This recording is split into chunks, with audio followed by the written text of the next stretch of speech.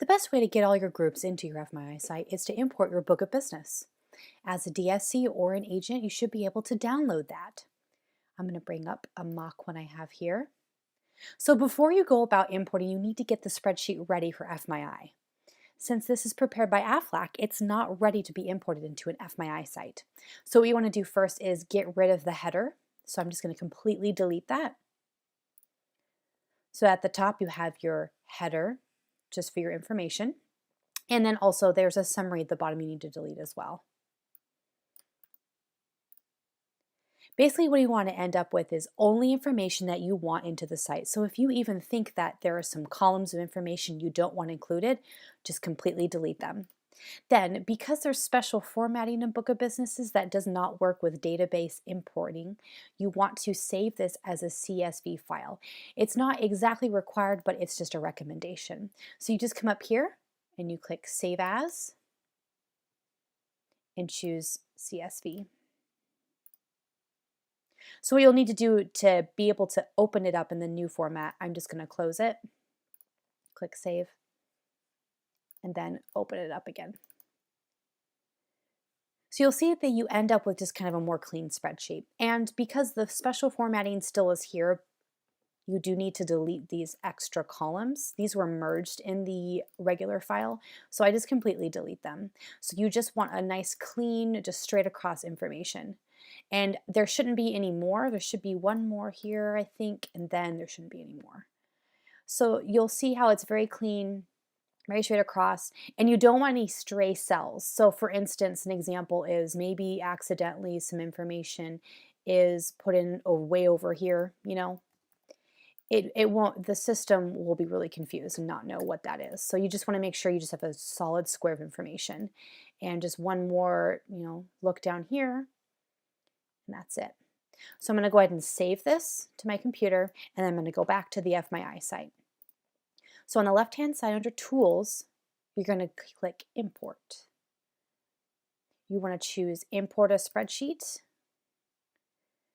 Click Choose File to find it on your desktop here or wherever you saved it. It's going to go to Prospects and Groups for you, and you want to leave it at private so that only you can see your information and no one else, unless of course it's your DSC. So this is the section that can look a little scary at first, but this is the mapping column section. This is where you tell the system, for instance, you tell them where to put each column of information. The system guesses as best as it can. It's very literal, but since not everyone wants to import their information the same way, it wants to make sure it does it right.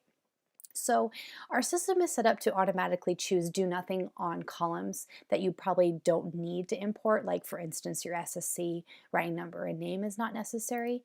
This is based on input from other coordinators and associates. But I'm going to go down here and show like how it mostly maps things for you, but it's good to give it a once over. You only have to do this once. It will save your mapping choices this time around. But things to look out for is if you see this in red, no default mapping found, it's not, don't be alarmed. It just means that the system's not sure where to put it, so it wants to call your attention so that you're able to put it in the right place. So CIT writing number. So on this drop-down bar, you'll notice this is what it is in your spreadsheet. This is the column header, and then the drop-down bar is where you're going to place it in the site. So you see we normally don't have a CIT section. Some people like to import that. But the thing is, if you are an associate, you will not see this create new field option because you aren't able to create fields on the site. Only your DSC can. But your DSC will, if you are a DSC, you will see this. So what it will do is it will create a field for the CIT writing number and still import that information. Or you can choose do nothing, and it's at the very, very top. But I want the CIT writing number to be put into the site. So since it's not part of the original template, I'm going to go over here. These are the custom fields here under Account Details. And I'm going to go down here. I'm going to choose, it was already on this before, Create New Field. It's very convenient. It already puts it in there for you. Scrolling down, I want to make sure that it goes in, the servicing agent right number goes in, and then there's the servicing associate name. If you're an associate importing your own book of business, you don't necessarily need to worry about this section because it's all going to be assigned to you. But you as a DSC need to make sure that this is assigned to owner, and this is an original assigned associate. Again, this will already do it for you. But what this does is this will assign ownership to each group on the spreadsheet so that you don't need to go in and then make sure your associates have access to their things. And then it's good to keep track of the original assigned associate. Again, you don't have to do it this way. You can choose remove, and you can choose add another to assign the information to another place, but these are just suggestions. And then there is even an original serving associate writing number, but I don't really want that, so I'm going to choose do nothing. And we're going to go down here all the way and see how there are a lot of things here that I just want to choose nothing on. See, not a lot of, you can do broker if you want, but I don't want to. Account number is very important. You want it to show up at the top of every Workspaces page, so you want name part 2. It shows up at the very top. That just means it's going to have the account name, comma, and then the account number. And then you can also put it in the account details so that it's part of the database section of the site.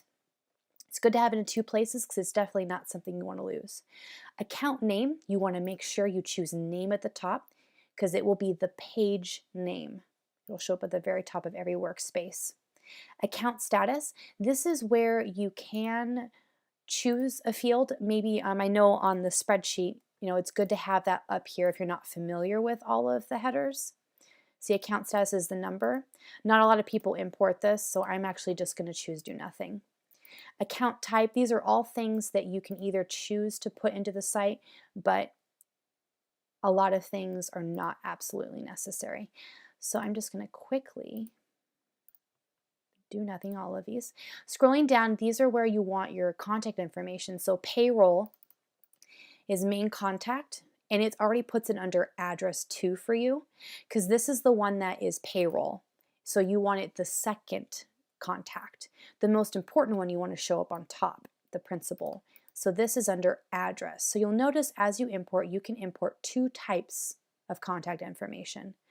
So again, these already put these in here for you. But just so you know, address 2, main contact, address 1. You can make sure that these place this. You want to make sure that your information is all placed together. For instance, you don't want to choose street 1 up here and then street 2 down here under address 2. They'll show up as 2 different contacts. So it's good to do a 1 over and make sure that everything is placed in the right section. So email address, you want to make sure it's address 1 because most likely this is the principal's email address. So everything else should be mapped for you, but if you change any of the columns or anything like that, it might end up not mapping everything. But these are the main things you want to search for.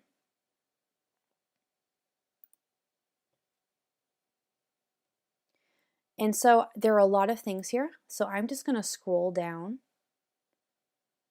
to the very bottom. And I'm going to choose Save Mappings. So what this does is you'll never have to map again unless you import a completely different type of spreadsheet. It'll remember what you choose here. Then also, most importantly, the importer can prevent duplicate pages.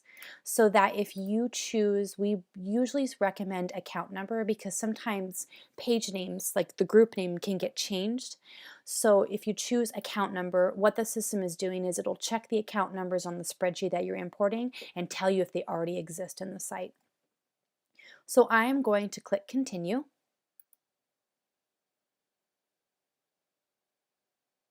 And I'm going to place this in existing group. This is very important. You do not want to create a subcategory called imported every single time. Maybe the first time you do it, you want to keep track of what you imported, but there are other ways to do that. So I suggest choosing existing group. And then down here is very important. You want to make sure that the names of the associates in your book of business match up with the profiles on the site. So maybe they spell their name or go by a different name on the spreadsheet here on the left. So you want to make sure that you choose the name of the person on the site. So again, these are the profiles on the site. This is how they show up in the spreadsheet. So this is a precaution to make sure that agents don't get access to things they don't need access to. Again, if you are an associate importing your own book of business, you will not need to worry about this, because at the bottom, you can do a default owner. So DSC, you can choose yourself. So just in case maybe there's an associate in the book of business that is no longer on your team, you can assign all their groups to you. Even if there is a pending invitation to an associate, you don't need to wait for them to accept an invite. Their email address will show up here, and you can still assign it to their email address. And then when they accept the invite, they have access to all of their information. So you can go ahead and click continue.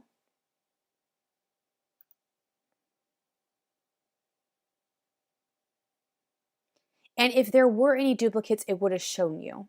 So there weren't any duplicates, so it just lists, I just imported 153 pages, and it just showed them, have them pop up right here. So another aspect of importing is that you can update your site with your book of business every like 2 or 3 weeks, or every week if you want to do it that often. So this means that if you ever get any new groups, you can import your book of business and the site will update your information. So going back, I just click on import here, and you can see how it logs the importing. Agents, you will only see your own imports. You won't see anyone else's. Everything's still completely private. And then I'm going to click import a spreadsheet. So let's say I have my book of business and I want to update my information. So I'm going to choose the spreadsheet again. Leave everything as is and click continue. See how it automatically mapped all of the columns. So I don't have to do this mapping again. It just remembered everything I chose last time. So, and I want to make sure you choose account number and then click continue. So see, it said these duplicate pages were found, so it gives you the group numbers so you can see which ones are already in the site. In this case, everything already is. So the important thing to choose is update custom fields for duplicate pages. So it will not update search labels, it will not update contact information, but it will update the custom fields like the Flex Cafe, dates, enrollment dates, number of employees, things like that. Just in case it does ask, just in case there are any, let's say, you have new groups on the spreadsheet, it will also import them. So you do everything at once. So you want to choose existing group for any new groups that are in the list. It goes through the same process here, and click continue. And it will tell you how many things were updated or imported as before. If you ever import something but you want to redo it, maybe you don't like how something turned out, click on import here, and then on the right hand side you just click delete, and it will completely delete your pages off of the site. So it's a great undo option. It'll ask just for sure, because once you delete something, everything is completely deleted forever, permanently. It can take a few minutes, especially if there are a lot to import, but it will do everything for you. I'm going to go ahead and delete this other one I did too. So yeah, that's how you import into the site. There are a couple other options when you import that you might not see in the book of business, but you will see I would suggest taking a look at all the mapping fields, because you can also map to search labels and things like that. But mostly with your book of business, you're dealing with those custom fields. So that's how you import. And if you have any questions, you're welcome to contact FMYI support, and we are happy to walk you through importing a spreadsheet. And that's it.